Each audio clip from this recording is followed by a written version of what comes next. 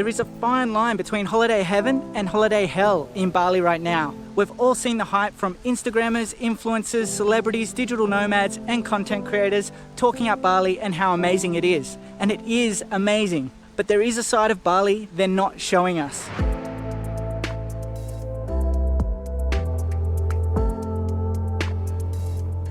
It's time we had an honest chat about the harsh realities of Bali on YouTube, so here it is. I have lived in Bali for 3 months over the last year, and I've made some of these mistakes myself. Being someone who wants to create content in Bali, I've spent countless hours researching the best locations and hidden gems. While doing this research, I came across some major health risks that are easy to avoid and will prevent your holiday from turning into the holiday from hell. No one is talking about the 3 biggest risks, so I wanted to create this video to share them with you. I've added some tips that will prevent you from being the overcharged foreigner here. It is more common in Bali now than you might think. Don't get me wrong, Bali has amazing people, unbelievable locations, landscapes that just take your breath away, delicious food, awesome nightlife and day clubs. The list just goes on.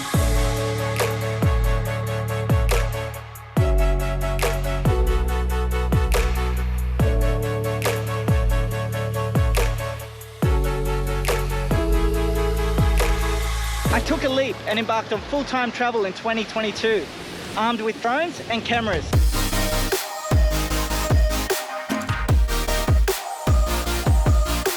I share my adventures as I travel across Southeast Asia. Venturing into the unknown has been both exhilarating and rewarding.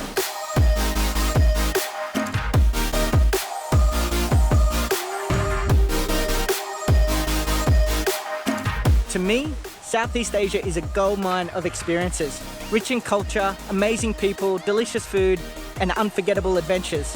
And it's this very essence that I share with you.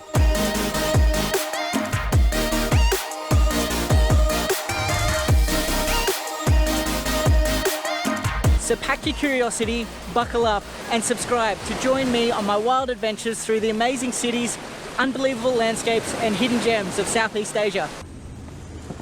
All right. So let's start off with some tips on how not to be the overcharged foreigner. It is quite common in Bali, it's more common than what you'd think. To give you the heads up as well, the services that I mention here, I'm not sponsored by any of them. I'm sharing them with you because I use them and I believe in them. I will leave the links to all the research and services in the description below so you can sit back, enjoy, watch the video, and they'll be there for you later when you need them. Tips to prevent you from becoming the overcharged tourist. Now, we've all been there, right? It's happened. We've overpaid for something just to realize the next day we could have got it for half the price. No one likes it. It does put a bit of a damper on any trip.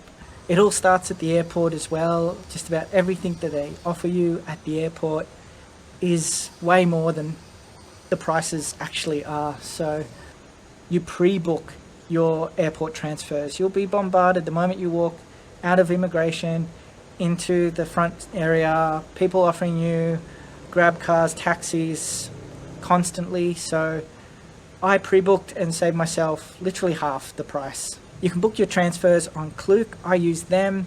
Klook are actually nice enough to provide me with the discount code, so you can use discount code Paradise Adventures to get up to 10% off your adventures and tours. You don't get the discount on the transfers, but any adventures and tours you book, you can get up to that 10% off. So there's the code for you to use, Paradise Adventures.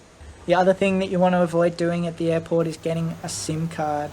Now, I saved myself 70, maybe even 80% just by not purchasing from the airport. It is crazy how much they charge there compared to what you can get if you just go to a local vendor. I recommend Happy Cell in Canggu, that's where I went, but there are many around. Just look for the local vendors. I went with Telkomsel, they recommend it being the best provider. And the third is exchanging currency here. It's quite well known, there's been some famous Instagram reels showing the scammers. It is quite common. There's a great chance that if you are going to a money changer, you're just going to get scammed. So I recommend using ATMs. Now, if I was just to use my everyday bank account though, I'd get an international ATM withdrawal fee plus 3%, plus the ATM that I use, the local bank can charge a fee on top of that as well. So I actually use a travel account called Wise, and they give you a debit card and you can use that to withdraw money from exchanges. They offer the best international rates that I've seen in my travels for almost 2 years, so I use them all the time. They save me a lot of hassles, they save me a lot of money, and they're just really easy to use.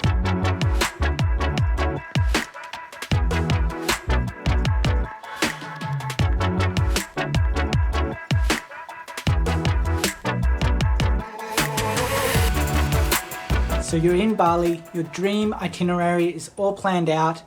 The last thing you want is to be spending your time in Bali on a hospital bed or seeing doctors. So here are 5 safety tips that will help make sure your dream itinerary goes as planned.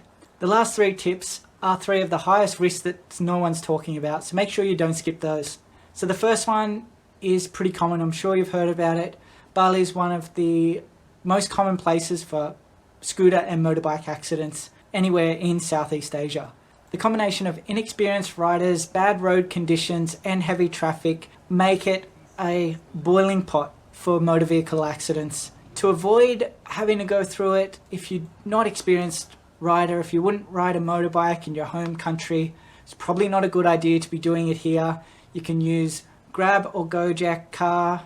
It'll get you everywhere that you need. It's affordable, it's easy, and it's basically all you need to do. So if you are going to rent a bike in Bali, there's some things that you should be aware of that you're probably not going to be covered for when it comes to travel insurance. So the first is, if you don't have a motorbike license in your home country, most travel insurers will not cover you.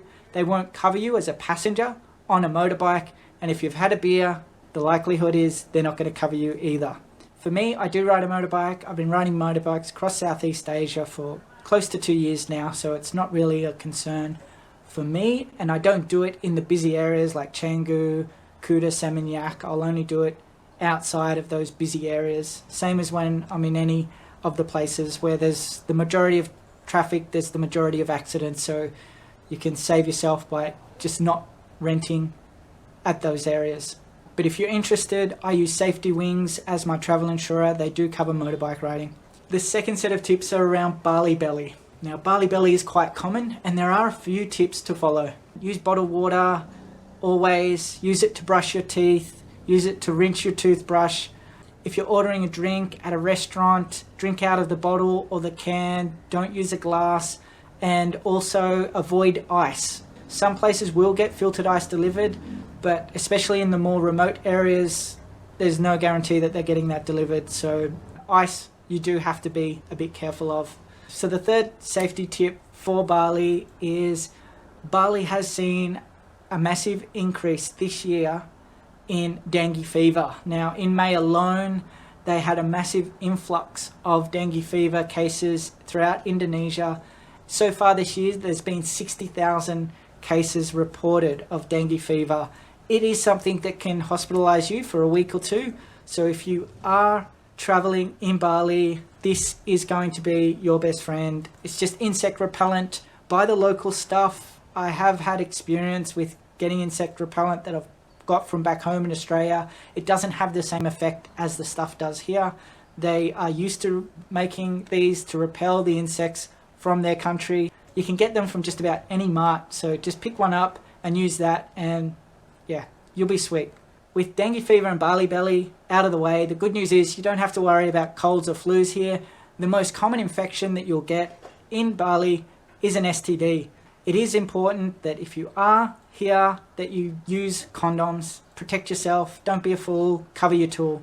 So the fifth major risk is the beaches here. Now, this one's important because due to lack of ways of managing rubbish here, we do see a lot of plastics going through to the ocean, but it's not just plastics going through to the water. There have been tests done on the water. There was only 2 places they tested in Bali, Seminyak and Canggu. And as you know, these are 2 of the most common beaches here in Bali, and both of them saw large amounts of E. coli. I'm not going to say it, but there's much more than plastic polluting the water. So be careful where you go to the beach here. So we'll give you some tips on where the cleaner beaches are, but there's also some beaches that you need to be mindful of. So the ocean waves here tend to have an undercurrent. Now, what an undercurrent is it can actually drag you out to sea. under waves and pull you out. It's different to a tide or a rip tide that most people are used to. An undercurrent actually will drag you under waves and out to sea. So you do have to be careful. There is a lot of signs up at the places that you shouldn't be swimming. Nusa Penida is one of the worst locations for this. The undercurrents are just way too dangerous for swimming. So be mindful of that.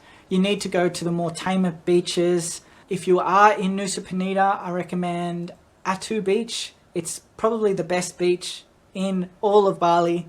Thanks to a lot of the rock formations around there, the waves aren't as aggressive and you don't get that undercurrent there, but it is something you do have to be careful of. The best beaches outside of that are in the north, so Lavina Beach, Ahmed Beach in the east, Uluwatu in the south, but avoid the main area of beaches. The pollution is just creating too much of a health risk. Testing has shown it's just not safe.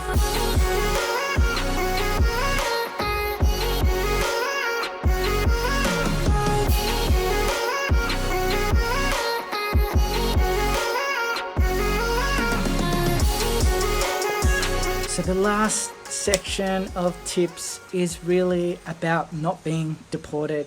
Now, it's important to understand that Balinese and Indonesian people have welcomed us into their country. It is their land and that we should respect it. They do not tolerate people behaving badly. Every time I'm here, I hear about people being deported. So it's important to follow the road rules while you're here. So don't think you're cooler than Thor. Wear a helmet. Be safe out there. Respect the laws of the local people, and that includes, like, obviously wear clothes. Don't do public nudity. Don't pee in sacred areas. People are getting deported for doing silly things all the time. The Hindu religion has a lot of public holidays and a lot of ceremonies that they need to adhere to. So just respect the fact that all the activities and things that you want to do, places you want to go and see, might be disrupted from some of these public holidays from time to time. One in particular is Nyepi, which is the New Year here for the Balinese people, and they celebrate it through Silence Day. So what that means is that if you are here for Nyepi, stay indoors, don't play loud music, don't have parties, don't go out on the streets or down to the beach. You can get deported and arrested for doing that. Another thing just important to be mindful of, they do place a lot of offerings in front of clubs, restaurants, bars, rice paddies, everything here. So it's important that you be mindful of where you're stepping and don't step on them as well. Alright, so that's it. So coming up, I've got a lot of adventures that I've got planned for the time here in Bali. So I'm looking forward to sharing those with you. So it's going to be waterfalls, some amazing beaches. So if that sounds good to you, hit that like button, hit the subscribe button. If you have subscribed already, you're awesome. You're the reason why I make these videos. And I look forward to seeing you in the next one.